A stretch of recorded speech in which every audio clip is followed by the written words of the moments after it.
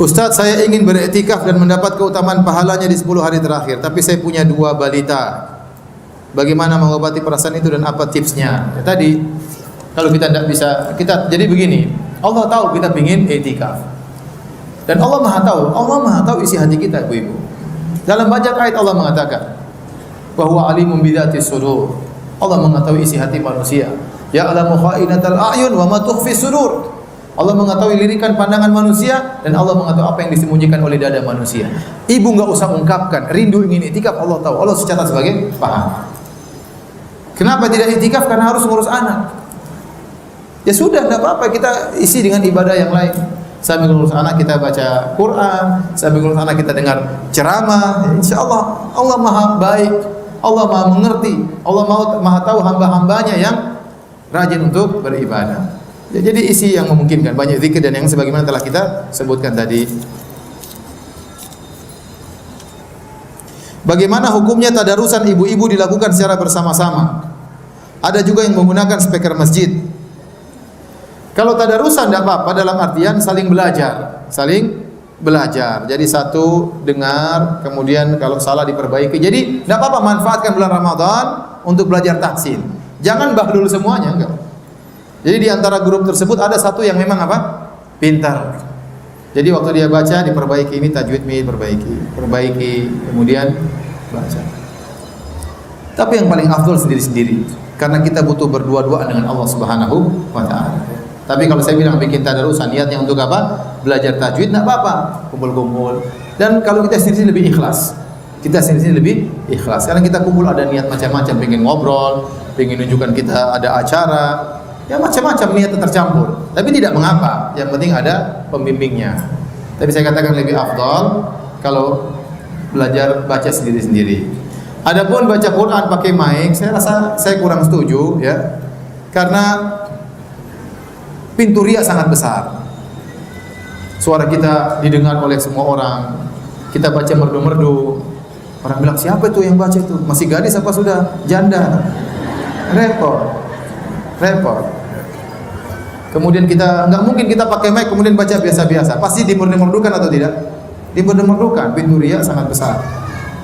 Yang kedua, mengganggu orang tidur, apalagi suaranya jelek. Ya, saya rasa tidak perlu. Saya khawatir mengganggu orang. Ada orang sakit gigi, ada orang mau tidur, mau istirahat, ada orang jam 9 sudah ngantuk, kita masih ngaji di masjid. Ya, kalau mau tadi ya di rumah orang, enggak harus di masjid. Kita mau tadarusan di ganti-gantian rumah ibu ini, besok rumah ibu ini sambil belajar. Mungkin sambil baca terjemahannya ganti-gantian, enggak ada masalah. Tapi yang afdal baca sendiri-sendiri karena kita butuh berkhalwat dengan Allah Subhanahu wa taala.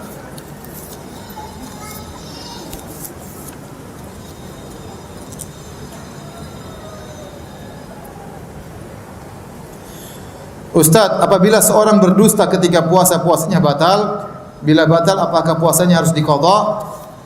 Ada khilaf di kalangan para ulama, orang yang bermaksiat terutama dusta, apakah puasanya batal atau tidak? Sebagian salaf atau sebagian ulama berpendapat puasanya batal, harus diqadha.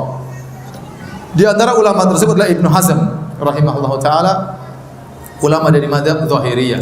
Namun yang benar pendapat jumhur ulama bahwasanya kalau orang berpuasa kemudian dia dusta, puasanya sah tapi pahalanya yang batal. Yang batal. Sama halnya seperti orang pergi ke dukun. Apa kata Nabi? Man atakahinan aw arrafan lam tuqbal salatu arba'ina yauman. Barang siapa yang pergi ke dukun, salatnya tidak diterima selama 40 hari. Salatnya sah tapi tidak ada pahalanya. Kenapa? Karena dia bermaksiat, dia pergi ke dukun. Contoh lagi seperti seorang berhaji. Orang berhaji tapi ternyata dia berhaji dengan uang riba, dengan uang merampas harta orang lain. Hajinya sah karena rukun dan syaratnya terpenuhi, tapi karena dengan uang riba maka tidak ada pahalanya. Sama orang puasa tapi kerjanya ghibah, namimah, dusta, puasanya sah tidak perlu diqadha, tapi pahalanya hilang, pahalanya batal.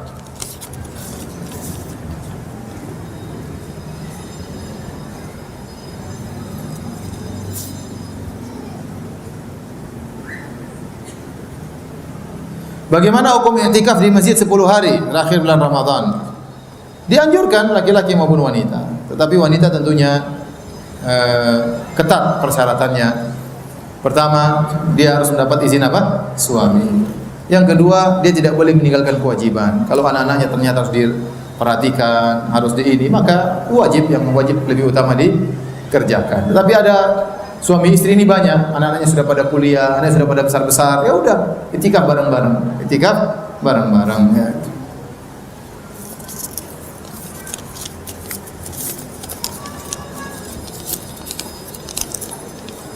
Tadi pertanyaan bagaimana kalau wanita haid i'tikaf, pendapat yang benar tidak ada masalah. Tidak jadi masalah. Yang penting dia jaga jangan sampai haidnya mengotori masjid ya. Bukankah kita diharuskan membaca Al-Qur'an yang baik dan yang benar, tidak mengejar khatamnya? Secara Ustadz menyuruh kami untuk khatam minimal 2 juz. Yang mana yang harus kami utamakan, baca yang baik dan benar atau mencapai 2 juznya? Ya dua-duanya lah. Yang suruh baca belepotan juga siapa? Ya baca baik-baik dengan tajwid ya. Kualitas pahalanya berbeda. Ada yang baca alif lam mim dzalikal kitabul la raiba fihi hudal lil muttaqin. Jangan begitu juga. Apa yang baca biasa aja alif lam mim dzalikal kitabul la raiba fihi hudal lil muttaqin alladzina yu'minuna bil ghaibi wa yuqimuna sholata wa mimma razaqnahum yunfiqun. Jadi ada tajwidnya, tetap berjalan. Paham? Tetap berjalan, tidak terlalu lambat, tidak terlalu cepat. Sehingga kita masih bisa mentadaburi apa yang kita baca ya.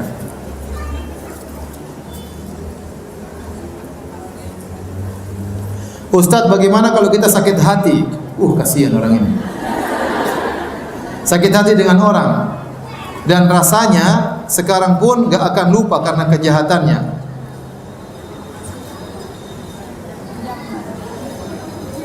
Apakah di bulan Ramadan puasa saya akan sempurna?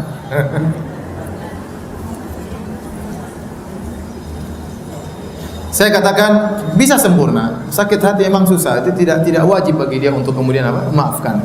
Tidak wajib. Tapi orang yang dendam itu atau orang yang sakit hati, orang menderita. Kenapa kita membuat diri kita menderita? Kebahagiaan kita pun tidak banyak. Hidup kita sebentar. Kenapa kita coreng kebahagiaan kita dengan sakit hati sama orang? Ibu-ibu, kalau ada yang bikin masalah sama ibu-ibu supaya ibu-ibu tidak terlalu sakit hati, ibu bilang begini. Pertama, ini sudah ditakdirkan oleh Allah. 50.000 tahun sebelum Allah ciptakan langit dan bumi, Allah sudah takdirkan ibu ini bikin sakit hati saya. Ya sudah, ini sudah takdir Allah, tidak bisa saya hindari. Dengan begitu lebih ringan. Ya sudah ditakdirkan mau diapain. Yang kedua, ingat bahwasanya kita ini digitukan sama orang karena kita punya maksiat, karena kita punya dosa. Ya sudah, Allah sudah takdirkan demikian, mudah-mudahan kezaliman dia terhadap saya menghilangkan dosa-dosa saya. Dengan gitu kesakit hati bisa hilang. Kalau yang tambah ketiga, ngapain saya sakit hati? Bikin menderita diri saya. Lupakan saja, ngapain sakit hati? Susah saya tidak bisa lupa sama dia. Ya jangan diingat. Sibuk dengan yang lain, sibuk cari teman baru, kayak ngobrol sama suami, kayak telepon anak, telepon istri, nomor HP-nya blokir, hapus dari HP. Tapi kalau pingin lupa tapi tiap hari dilihat terus ya sakit hati. Yang penting jangan hidup kita itu tidak lama, kebahagiaan kita yang sedikit ini atau kebahagiaan kita yang indah ini jangan dicoreng dengan dendam. Lupakan aja ibu. Ibu terlalu baper ibu. Kalau udah maki-maki sudahlah, biarin aja. Biarin aja. Apakah kita boleh baca Al-Quran lewat HP? Boleh ya, boleh.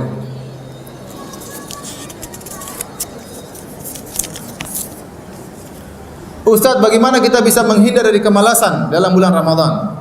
Ini ceramah dari tadi dibuat supaya nggak malas ya. Masih malas lagi, parah ini. Ibu-ibu yang dirahmati Allah Subhanahu wa taala. Kalau kita tidak rajin di bulan Ramadan, terus mau bulan apa lagi mau rajin? Kalau kita tidak bertobat di bulan Ramadan, kemudian bulan apa lagi kita bertobat kepada Allah Subhanahu wa taala?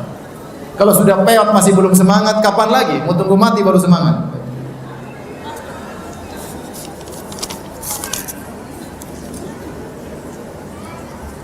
Ustadz, jika target khatam Quran 2 kali dalam Ramadan, apakah terjemahnya tidak dibaca Ustadz? Ya sudah, saya kasih tawaran. 1 kali khatam bacaan, 1 kali khatam baca terjemah. Bagus baca terjemah, bagus. Nah, bagi 2. Jadi baca apa namanya? Al-Quran 1 juz 1 hari sekaligus baca apa? Terjemahnya juga. Kalau ada yang bingung buat tafsirnya. Siapkan buku. Saya nggak tahu sudah diterjemahkan belum. Tafsir As-Sa'di sudah diterjemahkan belum? Saya kurang tahu. Ibnu Katsir misalnya, tafsir Ibnu Katsir. Ada ayat kita bingung, lihat. Kalau bingung terus ya lewat aja. Berarti saya belum ngerti. Baca yang selanjutnya.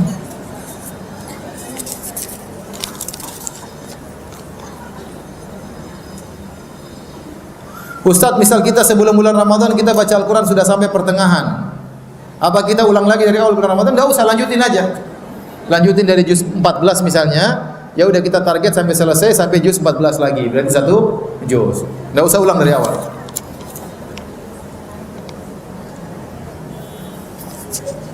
Ustadz, bagaimana untuk istri yang bekerja dapat menjalankan ibadah puasa dengan maksimal?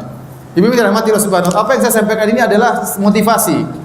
Ada orang-orang memang ternyata tidak bisa menjalankan karena banyak halangan. Contoh, ada seorang harus ngurus ibunya, tidak sempat dia baca Quran. Kita bilang ya sudah, fattaqullaha mastata'tum, bertakwalah semampumu. Kalau tidak bisa satu kali khatam ya seberapanya. Ada orang ternyata dia harus kerja. Banyak laki-laki nggak bisa etikaf. Kenapa harus kerja? Kalau dia nggak kerja, ya sudah, anak-anak nggak bisa makan, istrinya nggak bisa makan, ya dia harus kerja. Kita bilang bertakwalah semampunya. Nggak bisa sekali khatam, nggak ada masalah. Yang penting Allah tahu kita memang sudah berusaha.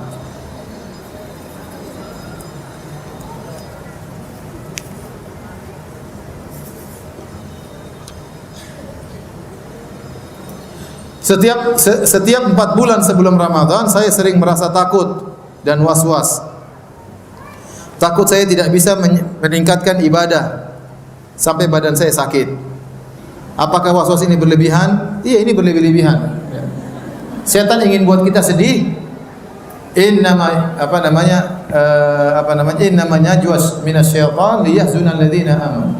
Setan itu ingin buat orang-orang sedih. Kalau dia sudah sedih berlebihan, banyak aktivitasnya akhirnya terbengkalai. Kalau wanita sedih berlebihan, dia tidak bisa melayani suaminya dengan baik. Paham? Dia tidak bisa merawat anaknya dengan baik. Dia tidak bisa baca Quran dengan baik. Sedih berlebihan. Sedih itu wajar, tapi tidak boleh berlebihan. Bilang dari syaitan, ngapain saya harus seperti ini? Harus ketakutan sampai sakit-sakitan? Enggak perlu seperti itu. Ya sudah, datang bulan Ramadan. Kalau yang penting Allah tahu saya niat beribadah bulan Ramadan. Kalau datang bulan Ramadan, alhamdulillah, saya akan berusaha insyaallah sebaik-baiknya. Kalau enggak ya sudah, qadarullah, mau diapain?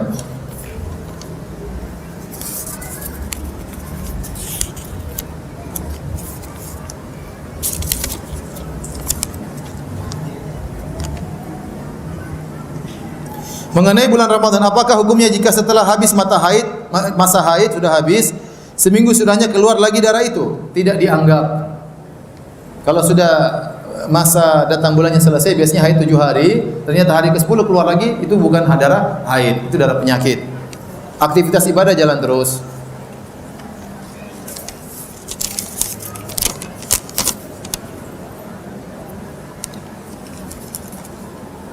Apakah kalau baca Quran harus selalu diikuti dengan terjemahannya? Tidak harus. Jadi ibu silakan baca Quran. Ada ayat yang menarik, stop baca terjemahannya. Mungkin tidak harus seluruh terjemahan dari awal sampai akhir. Mungkin ada ayat ingin baca, sudah stop baca terjemahannya. Nanti lanjut lagi baca Quran. Pokoknya satu kali khatam selesai. Ya. Kalau bisa 2 kali khatam, alhamdulillah.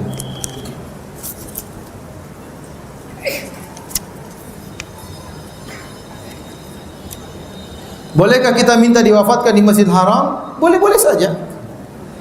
Tapi Allah tahu yang terbaik bagi kita. Sebagian orang ingin meninggal di Madinah. Saya pun ingin meninggal di kota Madinah. Tapi belum tentu itu lebih baik bagi saya. Mungkin kita, ibu-ibu mungkin meninggal jauh. Nanti orang tua, anak-anak nggak bisa ketemu, susah kan, repot juga. Ya. Artinya yang jelas kita boleh berdoa, tapi serahkan yang terbaik bagi siapa? Allah Subhanahu wa taala.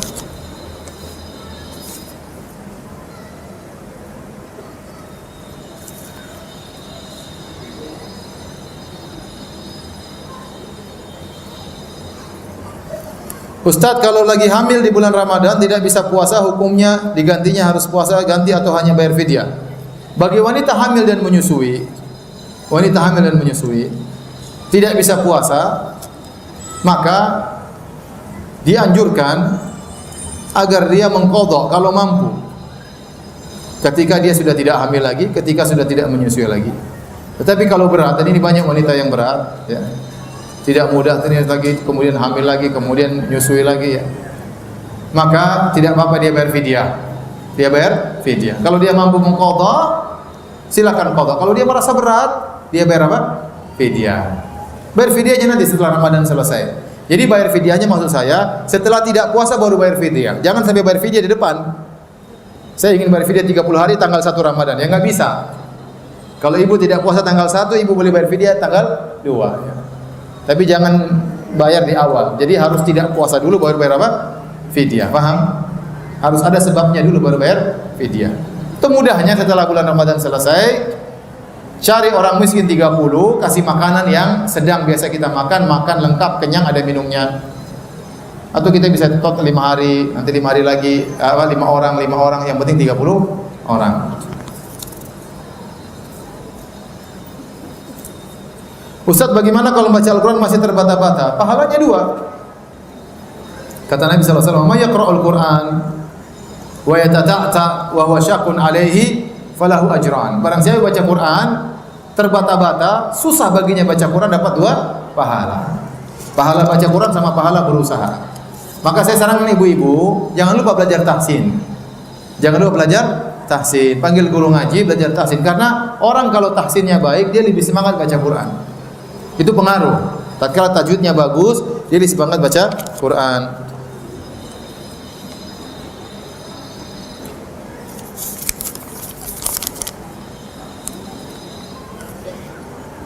Jika kita berpuasa ayamul bid, akan tetapi pada hari terakhir sebelum adzan maghrib kita tiba-tiba haid, apakah puasa ayamul bid kita tidak jadi sah karena tidak genap 3 hari?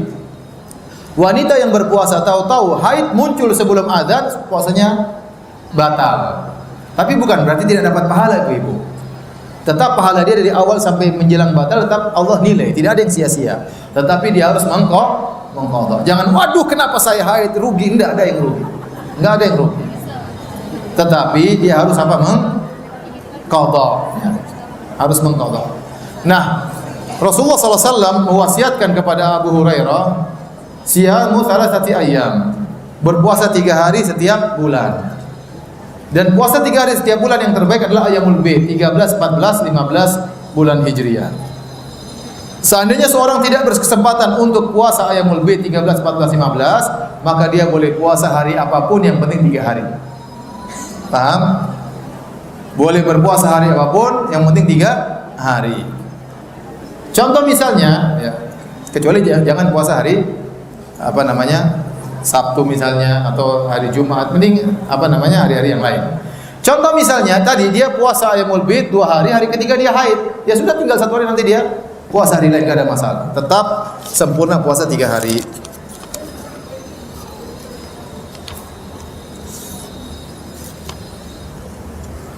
Ustadz, kenapa setiap selesai berwudu selalu saya buang angin? Sampai berulang kali berwudu, akan tapi bila tidak berwudu tidak ingin buang angin. Apakah salat saya sambil menahan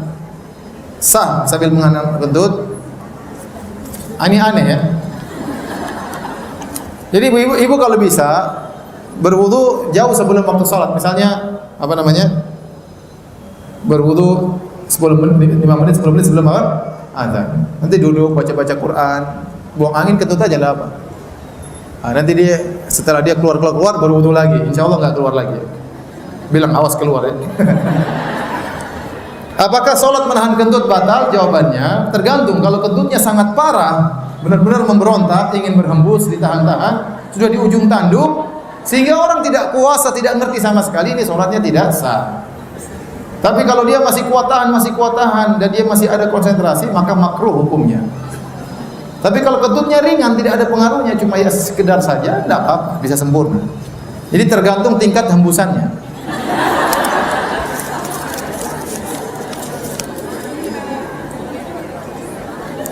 Boleh tidak minum obat penunda haid kalau kita sedang umrah? Boleh, nggak ada masalah selama obat tersebut tidak memberi kemudaratan.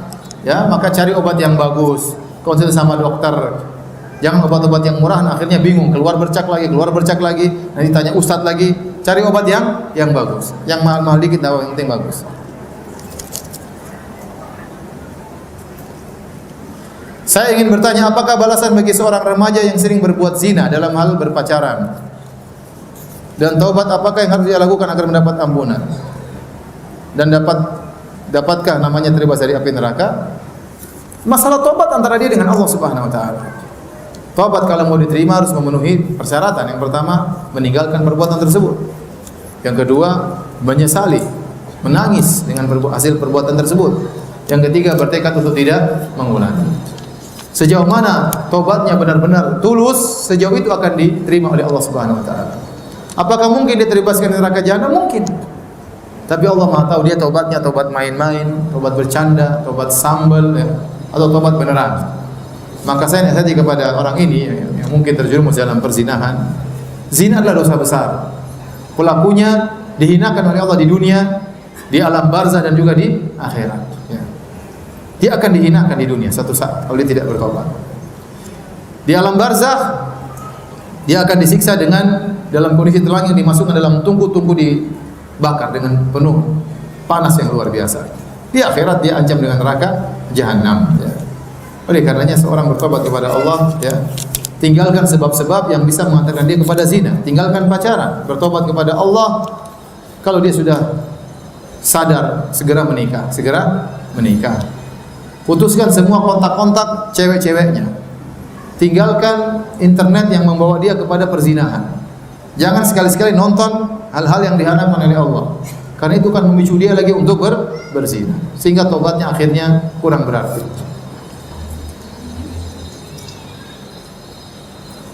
Ustaz, istri membangunkan suami untuk sama-sama sholat malam, tapi suami tidak mau, malah lanjut tidur. Apa istri sholat sendiri saja? Iya, sholat sendiri saja. Nah.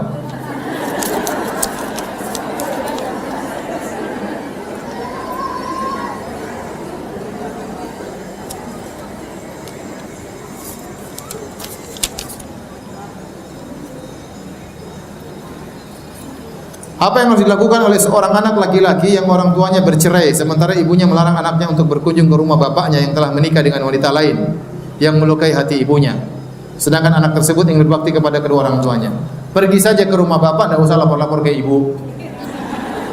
La ta'ata li makhluqin fi ma'siyatil khaliq. Tidak ada ketaatan kepada makhluk dalam rangka bermaksiat kepada Allah. Memutus silaturahmi kepada ayah itu adalah hukumnya haram. Jadi tetap saja mengunjungi ayah, tapi tidak usah lapor-lapor ke ibu. Kalau ibu tanya dari mana? Tadi ibu dari naik bus trans. Tidak usah bilang ke bapak. Cari hilang.